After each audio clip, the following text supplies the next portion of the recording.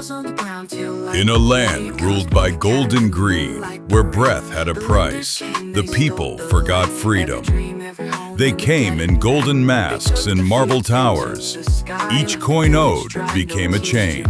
But from silence, he rose. Not a man, not a myth. A cat cloaked in red, silent as dusk. He walked through burning gates, beneath neon skies, toward the Tower of Death. They laughed, they mocked, until they saw those eyes. One by one, the lenders fell. Scrolls burned, chains snapped. But he was not alone. From shadows, they rose. The silent, the stolen, the forgotten, now awakened. As dawn broke, he walked away. Blade buried, balance restored. No glory, no reward. Only silence, only justice. Cosmo, the silent samurai.